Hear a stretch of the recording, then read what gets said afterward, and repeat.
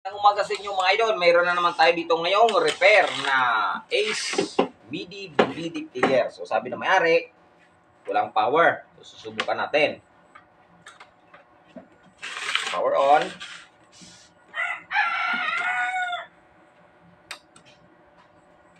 Yan, sa inyo nakikita, wala pong display yung kaniyang display. Yan, so wala display. So atin itong bubuksan para makita natin kung ano yung nilalaman.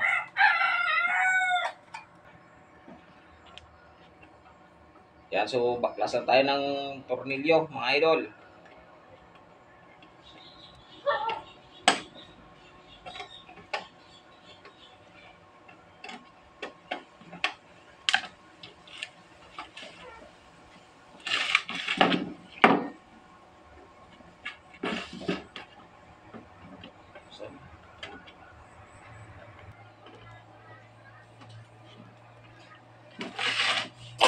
Sige po.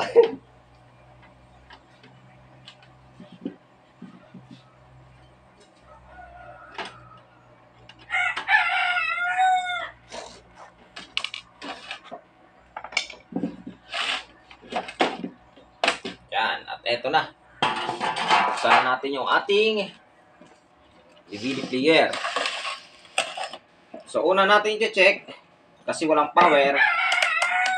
AC power cord muna mga idol. Yan. So ganito lang. Ganito lang ako mag-check ng AC power cord. Bali ito yung kanyang wire. Yan. Tapos yung isang test probe, isu-short lang natin tong dalawang paa ng ating plug. Ganyan. Tapos tester natin. Yan, may continuity. Yung kabila. Meron din. Ibig sabihin, buo yung ating power cord. Ngayon, babalik natin itong power cord. Lilipat tayo sa switch. Step by step na pagre-repair ng appliances. Para lang po ito sa mga baguhan.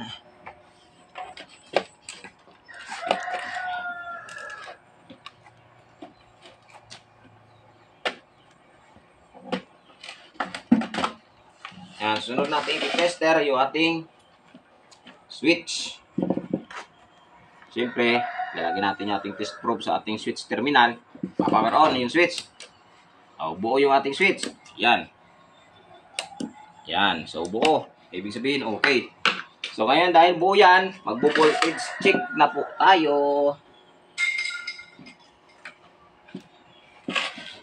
Lagay tayo dahil sa DC output nito, lalagay tayo ng ating range ng tester sa DC output. Lagay ko lang sa 50 volts, mga idol. Yan, so magbo-voltage check tayo ngayon. Yung isang negative probe na aking tester, nilagay ko na lang sa body ground dahil sa may body ground naman tong ating player. So, ganyan na lang. Tapos, isasaksak natin. Pa-power on. Tapos, itong positive na test probe, dahil ito yung output niya. Yung isa, audio in ito. Ito, output niya. Yan, magsusukat tayo ng voltahe. Yan, meron siyang voltahe na 5 volts. Ito, siguro ground niya. Negative.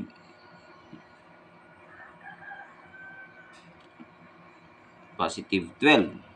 So, buo naman yung kanyang tawag dito, supply. Walang problema yung supply ng ating DVD player. So, ganito, kapag ganitong pangyayari, minsan na-encounter ko ng mga ganito, nasisira ito yung kanyang board. So, i-check natin yung board kung mareremedyohan natin o hindi na. Pag hindi na, palit board na lang o di kaya palit player. Pag ganito yung nangyari sa ating player, kasi buo naman po yung supply niya. Kompleto naman yung supply. So, ibig sabihin, wala pong problema yung kanyang supply. So, check natin yung board. Kung mareremedyohan, unplug lang muna natin.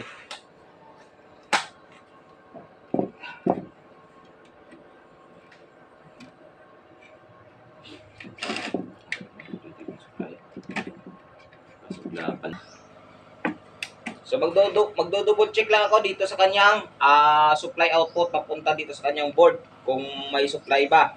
Kapag may buo talaga yung supply niya, ibig sabihin no choice na yung kanyang board.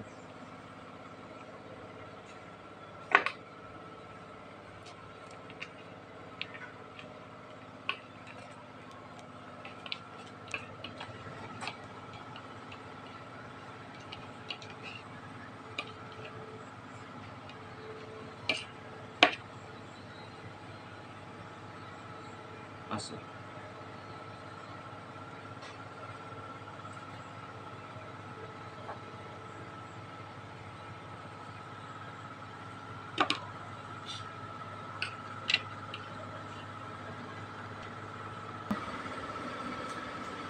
So, eto mga idol, tinest ko yung ating output ng supply.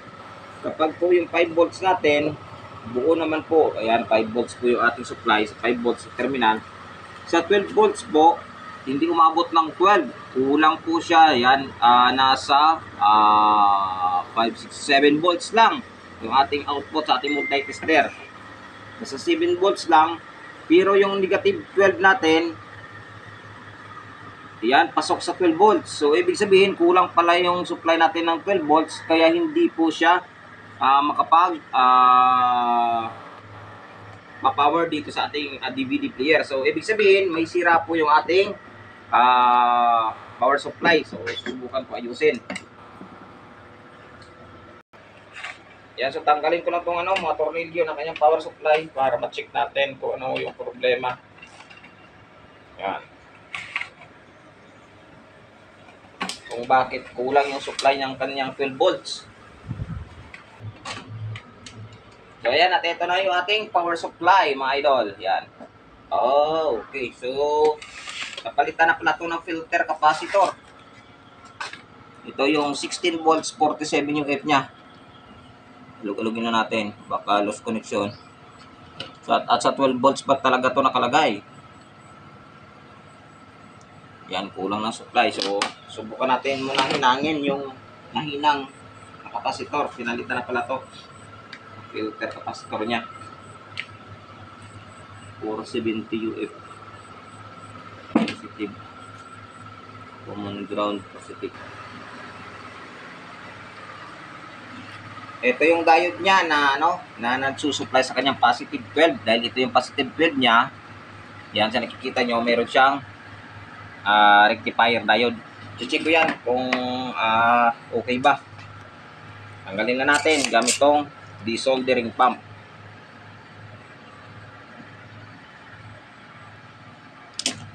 Yan.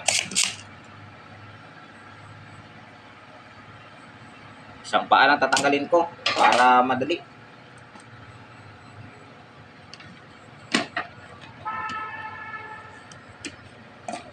Tapos magbitin na lang sa kabila.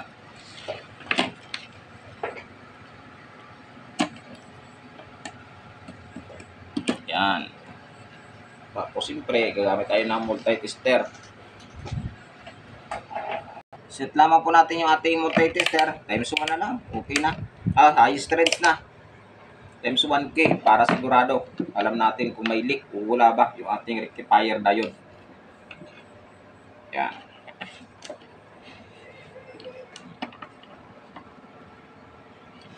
Okay, reverse forward lang naman to.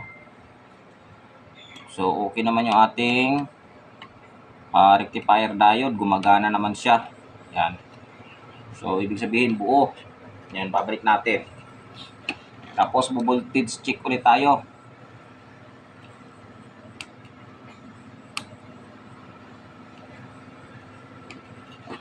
Voltage check ulit tayo. Mga idol, hinangin ko lang. Voltage check ulit tayo.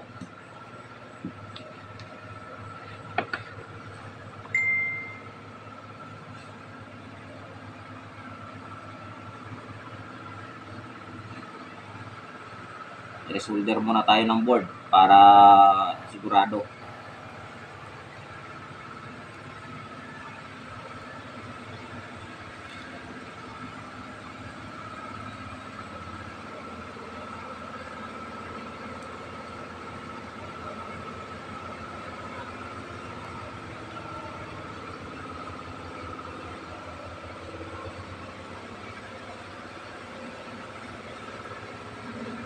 Yan, so magbo-voltage check tayo dito actual sa kanyang board sa likuran. So, dubling ingat lang mga idol kapag nagbo-voltage check kayo. Power on natin. Tapos voltage check tayo.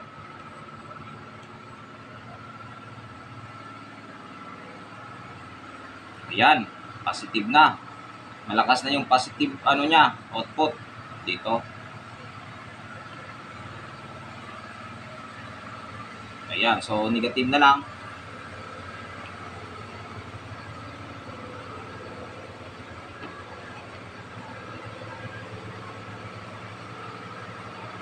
Check ko lang kung pantay. Ayan, so okay na. Na-remedyoan na natin. Susubukan ko ngayon tong ikabit sa ating board kung magpa-power on na po yung ating DVD player.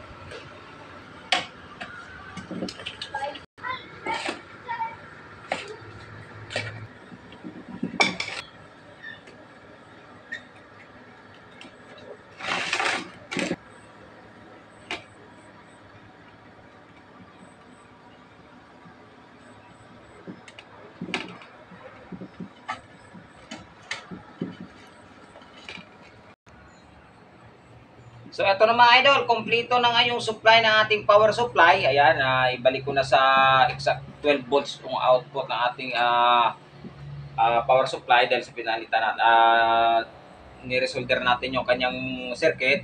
Ngayon naman, ito talaga yung kanyang board, hindi talaga nagpa-power kahit anong gawin ko. So, pag ito kasi, pag ito na damage, wala na akong remedyo dito, kundi palitan na lang. So, ito mga idol, sa repair na to, hindi tayo nagtagumpay na mabuhay yung appliances ng ating customer. Yan. Maraming salamat sa inyong panonood.